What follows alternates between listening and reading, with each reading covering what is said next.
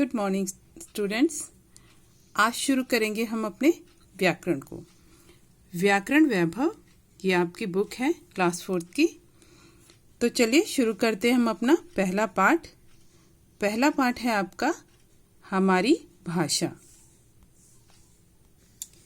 ये पाठ का शीर्षक है हमारी भाषा। पाठ 1। जब बच्चा छोटा होता है तो अपने परिवार के सदस्यों से बोलना सीखता है। जो सदस्य जैसी बातें बोलते हैं उन बातों को सुनकर वो बोलना सीखता है, और जिन वस्तुओं को दिखाकर उनके नाम बताए जाते हैं उसे उन नामों को चित्र के साथ अपने दिमाग में वो बिठा लेता है। तो चित्रों से भाषा सीखने में आसानी होती है। इससे पढ़ना और लिखना सीखने में मदद मिलती है। यहाँ भी 2 चित्र दिए गए हैं आपकी बुक में। पहले में ये टेलीविज़न पे जो वाचिका है वो समाचार पढ़ रही है, और दूसरे पर स्क्रीन पे ये समाचार दिखाया जा रहा है। तो पहले चित्र में समाचार वाचिका बोलकर बता रही है कि आज पूरे देश में स्वतंत्रता दिवस धूमधाम से मनाया जा रहा है। यहाँ ये बोल रही है। देखो यहाँ क्लाउड सा बना हुआ है ना, ये बोल रही है, और सामने कौन है? दादाजी उसे सुनकर समझ रहे हैं। दादाजी इसकी बात सुन रहे हैं और समझ रहे हैं।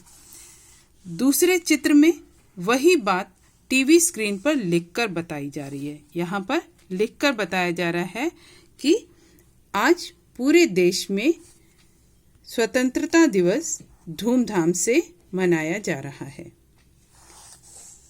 तो वो जो लिखकर दिखाया जा रहा है उसे बालक पढ़कर समझ रहा है। यहाँ दोनों ही ये सुनकर समझ रहे हैं और ये पढ़कर समझ रहा है। तो क्या देखा आपने?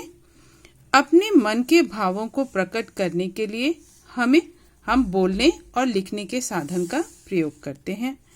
हम बोलकर या लिखकर अपने विचारों को दूसरों तक पहुंचाते हैं, और सामने वाले व्यक्ति सुनकर और पढ़कर उसे समझते हैं।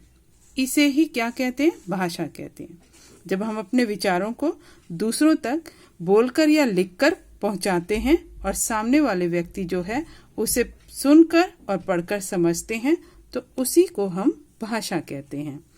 तो यहाँ पर भाषा की परिभाषा दी गई है। इस प्रकार हम कह सकते हैं कि जिस साधन के द्वारा मनुष्य अपने भावों या विचारों को बोलकर या लिखकर प्रकट करता है उसे भाषा कहते हैं। जिस साधन के द्वारा मनुष्य अपने भावों या विचारों को बोलकर या लिखकर किसी को बताता है तो उसे क्या कहते हैं? भाषा कहते हैं। ठीक। अब यहाँ पर भाषा के 2 रूप हैं। भाषा के 2 रूप हैं, मौखिक भाषा और लिखित भाषा। मौखिक भाषा में क्या है? देखिए, जब हम अपने विचार बोलकर प्रकट करते हैं और दूसरा व्यक्ति उसे सुनकर समझता है तो यह भाषा का मौखिक रूप कहलाता है। मौखिक यानी मुख से बोली गई भाषा। मौखिक, मुख से। जब हम अपने विचार बोलकर यानी मुख से बोलकर प्रकट करते हैं और दूसरा व्यक्ति उसे सुनकर समझता है तो ये भाषा का कौन सा रूप होता है? मौखिक रूप होता है। ठीक है। नेक्स्ट देखो, लिखित भाषा। भाषा का जो दूसरा रूप है वो है लिखित भाषा। जब हम अपने विचार लिखकर प्रकट करते हैं और दूसरा उसे पढ़कर समझता है तो यह भाषा का लिखित रूप कहलाता है।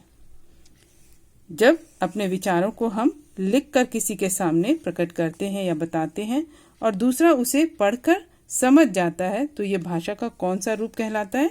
लिखित रूप कहलाता है। ठीक है।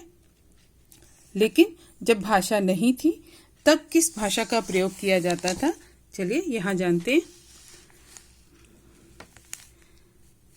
जब भाषा नहीं थी तब आदमी संकेतों से अपनी बात दूसरों तक पहुंचाता था। संकेत का मतलब होता है इशारा। इशारों के द्वारा अपनी बातों को दूसरों तक पहुंचाता था। आज भी इस भाषा का प्रयोग होता है। कहाँ पर? देखिए, आज भी यातायात तथा संगीत को नियमबद्ध बनाए रखने के लिए संकेतों का प्रयोग किया जाता है। यातायात में आप देखते होंगे जो ट्रैफिक पुलिस है वो अपने संकेतों के माध्यम से गाड़ियों को रोकता है और जाने देता है। उसके संकेतों को समझकर ड्राइवर अपनी गाड़ियां रोक देते हैं या फिर चला देते हैं, है ना। और संगीत में भी कुछ ऐसे ही संकेत होते हैं नियमबद्ध उसे बनाए रखने के लिए संगीत को। तो अतः कुछ लोग इसे सांकेतिक भाषा भी कहते हैं। जो संकेत द्वारा अपनी भाषा को इधर दूसरों तक पहुंचाते हैं उसे सांकेतिक भाषा भी कहा जाता है। जबकि इसे भाषा का रूप नहीं मानते, इसे भाषा का रूप नहीं माना जाता है क्योंकि इसके द्वारा अपने हर भाव को दूसरों तक नहीं पहुंचाया जा सकता। जो भी भाव होते हैं, जो भी विचार होते हैं, उनको हम इस भाषा सांकेतिक भाषा के माध्यम से दूसरों तक नहीं पहुंचा सकते हैं, क्योंकि कुछ ही बातें जो है सांकेतिक भाषा के माध्यम से दूसरों तक पहुंचाई जा सकती हैं। सभी भाव या सभी विचार वो दूसरों तक नहीं पहुंचाए जा सकते। ठीक, तो आज हम यहीं पर अपना चैप्टर फिनिश करेंगे। अगली वीडियो में हम आगे के पाठ के बारे में जानेंगे। तब तक के लिए जो भी ये पढ़ाया गया है ध्यानपूर्वक इसे सही उच्चारण के साथ आप पढ़िए, भाषा की परिभाषा पढ़िए, उसे याद करिए। जिस साधन के द्वारा मनुष्य अपने भावों या विचारों को बोलकर या लिखकर प्रकट करता है उसे भाषा कहते हैं। भाषा के रूप मौखिक भाषा और लिखित भाषा। ठीक है, सांकेतिक भाषा को हम भाषा का रूप नहीं मानते हैं। ठीक, अब नेक्स्ट उसमें हम पढ़ेंगे विभिन्न भाषाएं कौन कौन सी हैं। ठीक है, तो आज हम यहीं तक अपना पाठ पढ़ेंगे। अगली वीडियो में आगे के पाठ को पढ़ेंगे।